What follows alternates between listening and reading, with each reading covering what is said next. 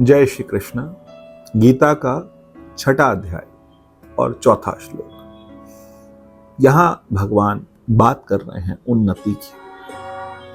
उन्नति जीवन में दो तरह की होती है, एक सांसारिक उन्नति है और एक आध्यात्मिक उन्नति है। यहाँ जो भगवान बता रहे हैं वो आध्यात्मिक उन्नति बता रहे हैं, सांसारिक उन्नति। सांसारिक उन्नति क्या है? जो बच्चा होता है उसको पढ़ाया लिखाया जाता है, उसे अच्छे से अच्छे स्कूल में पढ़ाया जाता है, अच्छी से अच्छी शिक्षा दी जाती है ताकि वो बहुत बड़ा ऑफिसर बने, बहुत पैसे वाला बने। इसे सांसारिक उन्नति कही जाती है। और भगवान यहाँ क्या कह रहे हैं कि जब कोई व्यक्ति ना तो इंद्रिय विषय में और ना ही कर्मों में आसक्त होता है, ऐसा व्यक्ति योग विज्ञान में उन्नत कहा जाता है। यदा ही नेन्द्रियार्थेषु न कर्म स्वान शुज्यते सर्व संकल्प सन्यासी योग रूढ़ास्त दोच्यते। भगवान कहते हैं कि जो व्यक्ति अगर कर्म फल में या कर्मों में या आसक्ति में या इंद्रियों में या मन में फंस जाता है तो उसकी उन्नति नहीं गिनी जाती। योग शास्त्र कहता है, योग विज्ञान कहता है कि उसने उन्नति नहीं करी, वो कहीं ना कहीं उसकी अधोगति हो रही है। दो तरह का एक होता है ऊर्ध्वरेता।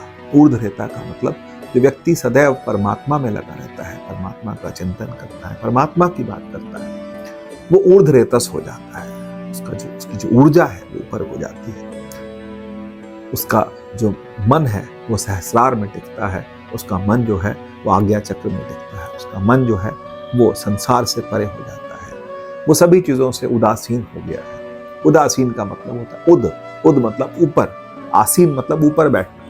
ऊपर बैठना मतलब ये सब चीजें जो संसारिक हैं उनसे ऊपर हो गया है, परे हो गया है। यदि व्यक्ति ऐसा हो गया है तो उसने सब कर्म फल की इच्छाओं का परित्याग कर लिया है। वो सिर्फ परमात्मा को ही अपना परम आश्रय मान करके अपना जीवन व्यतीत कर रहा है। ऐसा व्यक्ति योग शास्त्र में उन्नत कहा जाता है।